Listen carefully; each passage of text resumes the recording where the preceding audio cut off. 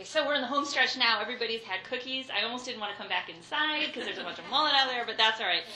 We're going to talk about climate change at the Florida Aquarium. What's funny about this was the title was actually Climate Change Education at the Florida Aquarium, and it just occurred to me I left out that word, so it makes it sound like the Florida Aquarium is experiencing dramatic climate change events. That may be true, but that's actually not really the focus of my presentation. What I'd like to talk about briefly is why you should care about climate change. Now, given this audience, many of you probably already do care about climate change. Why do we at the Florida Aquarium care about climate change? What are we doing about climate change? And then finally, what you can do to help. And again, giving this audience, my guess is that many of you probably are already on a lifelong mission to reduce your carbon footprint. But that's a fabulous way to get started. One of the things I want to mention is that climate change really is a serious issue. And one group in particular is, of course, very alarmed about climate change and have recently gathered to protest. So just wanted to share that humans are not the only ones affected by climate change. So a little levity here, but really, at the end of the day, why should we all care about climate change? Well, here's one reason. So there we go. And obviously this is showing a dramatic event occurring, but there are a lot of different things that are happening as a result of climate change, things that are happening now, things that will happen. And the best part of all, though, is that there are things we can do to make a difference. And regardless of whether or not we've passed the tipping point, I actually had someone put it to me this way one time when we talked about, has it gone too far, can we reverse? He said, well, I'm going to die someday, but I still go to the doctor. And I sort of laughed, and I said, well, that is kind of an interesting way of thinking about it.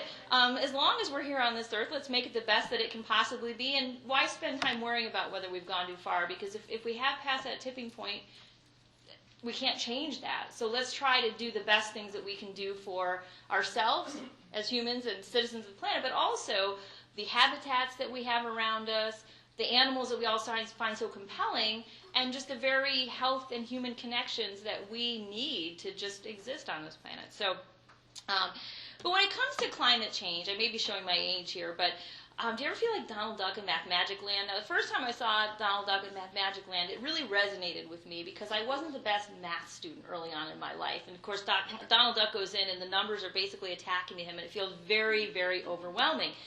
And climate change can be the same way, really. When you just start getting into it, it can be overwhelming, it can be confusing. After a while, you just kind of get to a point where you probably want to run screaming out of the room, crisis. And then, of course, this poor critter up here that we've seen as the poster child for climate change for a while here. But really, at the Florida Aquarium, what we've tried to think about is, sure, you can think about all these things that are up here and panic, but what we've tried to focus on when it comes to our climate change education programming is that sweet spot. We can respond to climate change and reduce our carbon footprint, but there's also tons of behaviors that just happen to be good for the environment. So what we try to do when we focus on climate change education is find that sweet spot so we can talk to people no matter where they're coming from. And there's a fabulous woman in Chicago by the name of Deb Carr. It's Kerr. She runs an organization, a nonprofit called Youth Muse.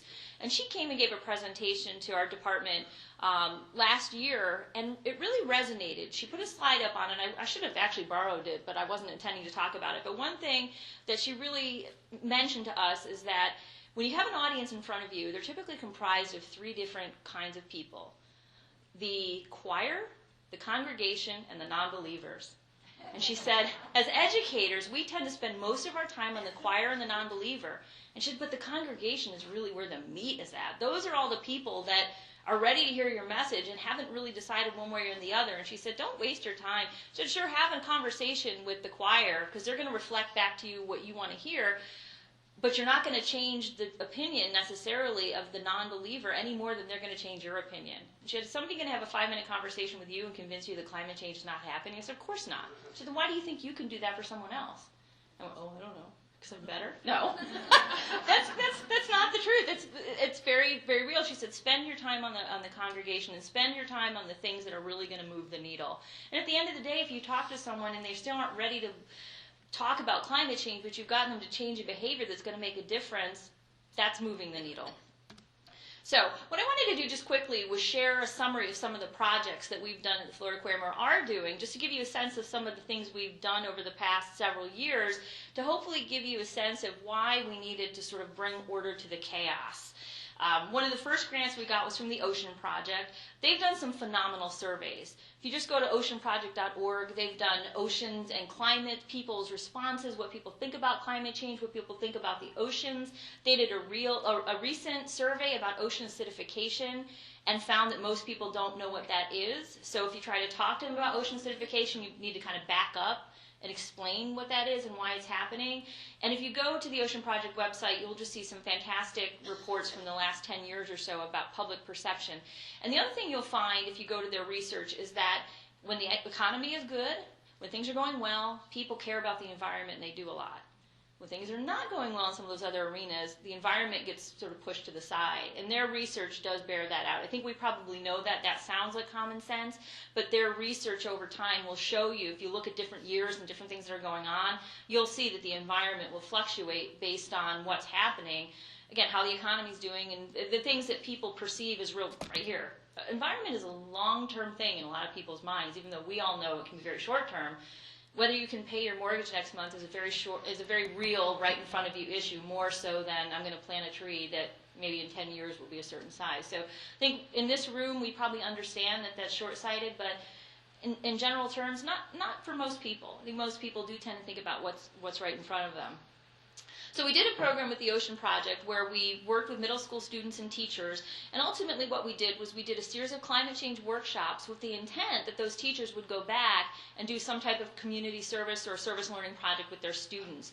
And that actually worked out well. Julie Henry, that you heard from earlier, was our evaluator for that project, and she talked with the teachers afterwards. We stayed out of it, and she found that there were some barriers, and that even though a lot of the teachers that came to our workshops had the best of intentions about going back to the classroom and doing wonderful things, a lot of them just couldn't.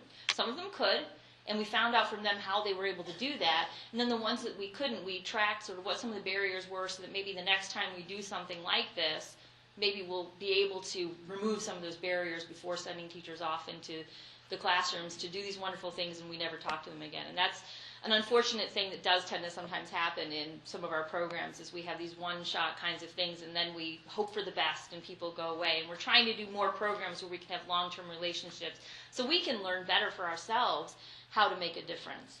We also had 2 mini grants from the Tampa Bay Estuary Program. I am a big fan of estuary programs. I know Nanette was supposed to be here today from Tampa, but the poor thing's been sick for 5 days running, I think. So she's probably on the couch watching TV feeling miserable, wishing she were here. And she would have been, believe me, if she weren't sick. And also between Tampa Bay Estuary Program, Charlotte Harbor, a lot of the estuary programs across the state and across the country have done some really fantastic things, including providing mini grants that enabled us to do some teacher education for climate change. I know this is a lot of words on here, but the gist of this, Jenna is in the back here. Jenna was actually part of one of the first Gnocchi Study Circle. And what this is New England Aquarium spearheaded a grant through NSF called the National Network for Ocean and Climate Change Interpretation Strategic Framing. Blech. What this really is aquariums getting together to talk about how to communicate climate change, how to frame the message. And now they've done several study circles, and we're participating at a level of helping them keep those going. So essentially what this was all about is the practitioners getting together and determining how to advance the study or the practice. And if you have questions about Gnocchi, Jenna is a great resource for that. Our newest NOAA grant that Moran mentioned, we have partnered with Monterey Bay Aquarium and Alaska Sea Life Center and the National Association of Interpretation. And what this grant enables us to do is run these programs. The first one was called Certified Interpreter Trainer. And that's something Moran and I and Jenna and Tristan, who's on the other side over there, we all participated in so we could teach Certified Interpretive Guide classes. These classes are not to teach science. They're not to talk about climate change necessarily. What these classes enable folks to do is be better communicators. Jill took it too. There's Jill. I just missed you. Sorry. So there's several people in the room that have been through this program. We're going to be doing a Certified Interpreter Guide class starting September 17th. That one's full, but we'll be doing 2 in 2014 also. our focus on this grant was how to talk about ocean acidification, but to be honest, we haven't even really gotten to that point yet. We're all still trying to develop ourselves as being the best communicators we can possibly be, how to frame messages, how to tell stories, how to communicate effectively, so that whether we're talking about climate change, whether we're talking about something that's either controversial or just challenging, that we can be the best possible communicators that we can be. Not a lot of text on this. There's another grant we've been involved with called the Coastal Areas Climate Change Education Partnership, and this was in collaboration with the University of South Florida, Puerto Rico, the University of Puerto Rico, Florida Aquarium, and Hillsborough County Public Schools. And there are a lot of different elements of this project. But essentially, this was supposed to be looking at regionally how ready was Tampa Bay, or is Tampa Bay, in terms of climate change. But for the Florida Aquarium, we held 2 informal science institution meetings, so we had folks like myself and other people around the state come together and just kind of take a pulse of who's doing climate change education, and what are you talking about, and how's that going, and what can we learn from you, and how can we all work together on that. And we also did a few more teacher workshops with that. We had a Gulf of Mexico Alliance grant, and this was one of my favorite grants, and unfortunately I was not even that involved. This was something that several folks in my department worked on, and the gist of this was to teach high school students about climate change, using sea turtles actually as sort of a charismatic animal, and they then turned around and taught middle school students about it. They actually went in on Great American Teach-In. Now, how many people in here get asked to go to Great American Teach-In? Okay, so it's not as, up in Tampa Bay, we get inundated with phone calls. It happens, I think, the second Wednesday of every November, and we get lots of calls. People want us to come in and talk. So we said, well, how great would it be if high school students were able and ready to go into middle school classrooms and help be there on Great American Teach-In? So that was a fantastic grant, because the middle school students were actually, in some cases, more willing to listen to their high school students coming in to talk to them than the adults. The stuffy adults. This was a great learning experience for us, and ultimately what we were trying to do was, can we help high school students communicate about complex issues with their soon-to-be peers, the tweens coming up. And then last but not least, I wanted to mention quickly is our Climate Change Community Outreach Initiative. And you can see we have one partner in each state plus Veracruz, Mexico. This is actually a 5-year grant that we're involved with. And essentially, what this grant is all about is to engage diverse audiences in climate and ocean literacy. We want to promote stewardship. We want to reach out to diverse audiences using new technologies. We want to bring scientists in the community together and promote successful models, all while having a professional evaluator work with us on that. And at the end of the day, what we found when we started this grant was it's one of the first grants we got, and we weren't really ready for it, but in some cases it's a really good thing, because once the money comes in and you have to start doing the work, you get ready. And that's essentially what we did. We all sort of scrambled.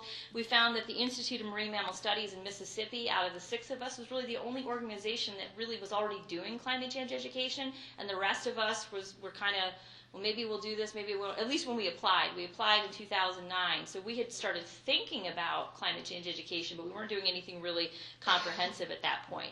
So what that has done is, if you've kind of followed all these grants, they're kind of all over the place. Anybody want to guess why? We did what every nonprofit did. We chased the money. So, and that's not necessarily a bad thing. You need the financial support to do some of these programs. Climate change education is a big thing right now. So in some cases, the money can be competitive, but it's more readily available. If you do a search of grants that are out there, climate change education is a big deal right now. So we were successful when we got the NOAA grant, and it was a big grant. Suddenly people said, oh, they must know what they're doing, and they gave us more money, and we all kind of went, oh, boy. So the good thing is, I think we've grown a lot. But what we're doing now is starting to really think about what are our long-term goals for climate change education, and how do we make sure that we don't just chase the next grant because it gives us money to do cool things with teachers, students, or the community. What are we really trying to do?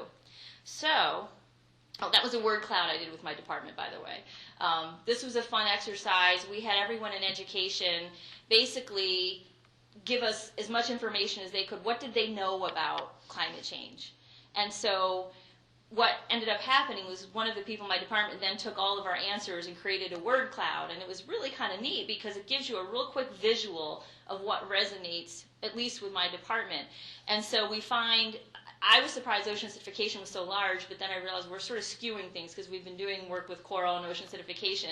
But there's a lot of interesting words on there. Sea level rise really pops up, habitat loss, erosion, weather, and on and on it goes. So I want to spend the rest of this time just talking a little bit about moving forward. What is our plan? And then if you have advice for us going forward, please let us know, because we're still doing a lot of work with climate change education, but what we're trying to do right now is focus it so we can be more effective and efficient.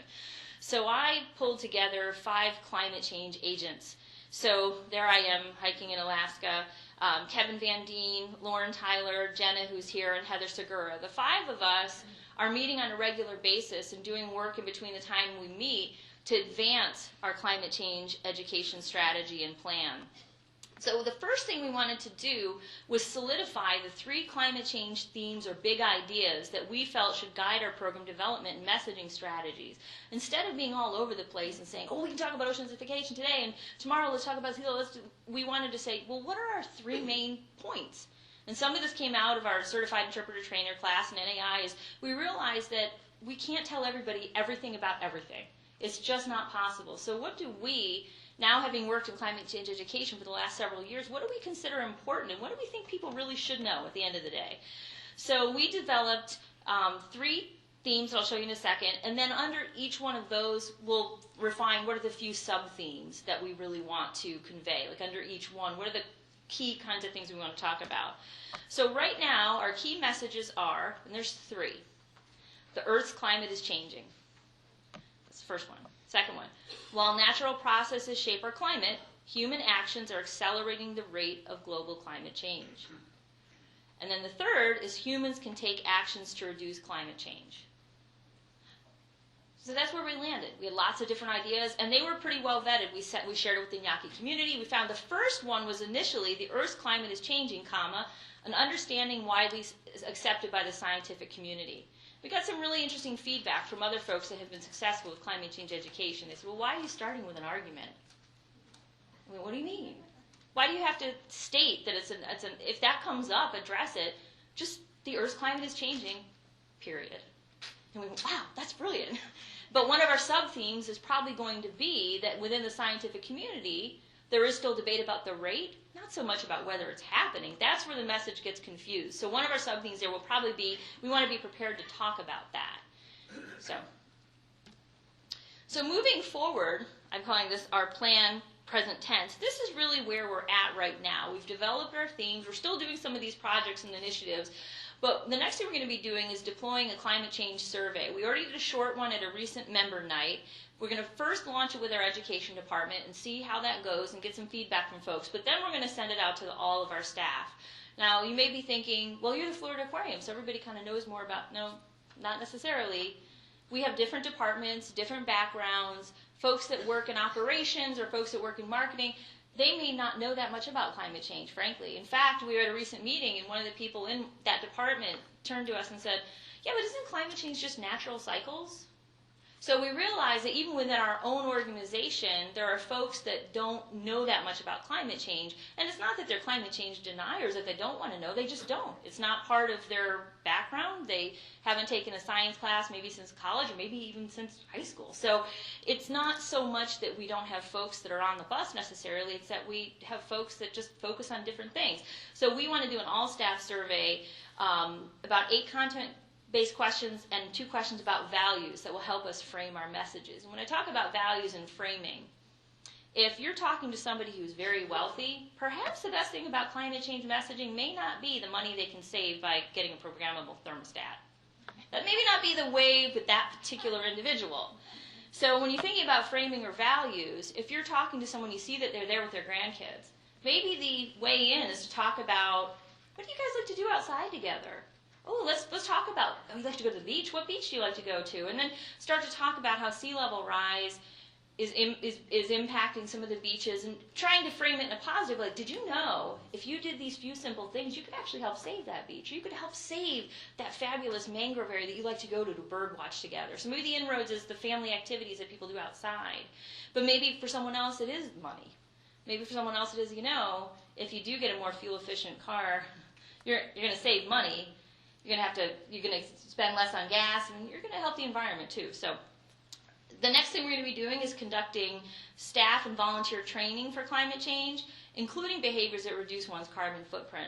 Our end goal really is that every employee of the Florida Aquarium should know our basic elevator speech.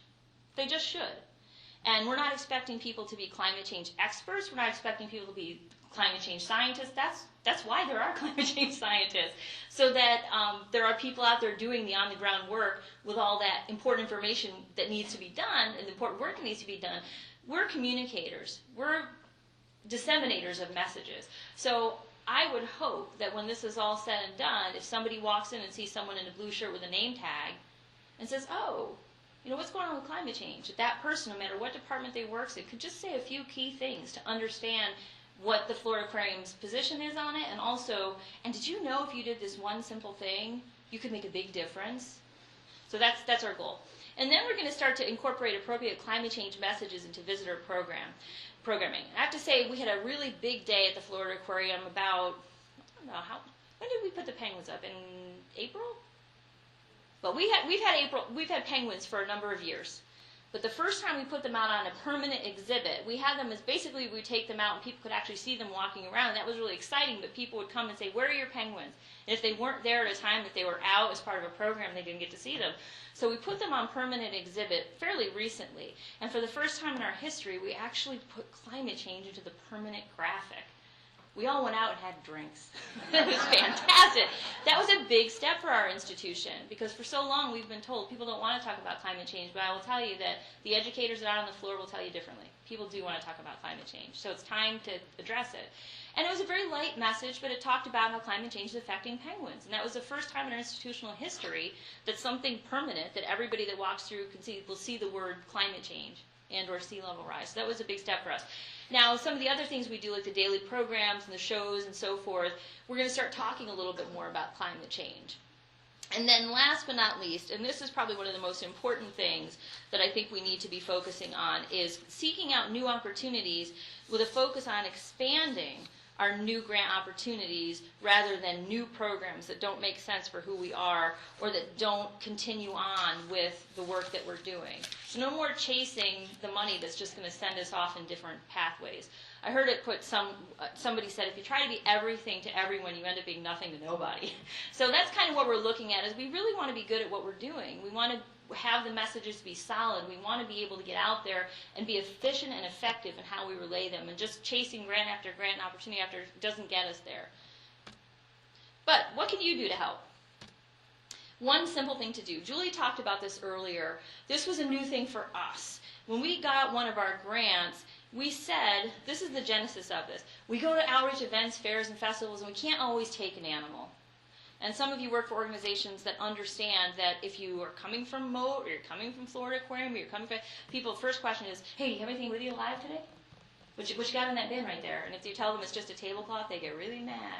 So what we decided was, when we met with the partners around the Gulf, there was one thing we all had in common, is it's just not feasible to bring an animal to every event.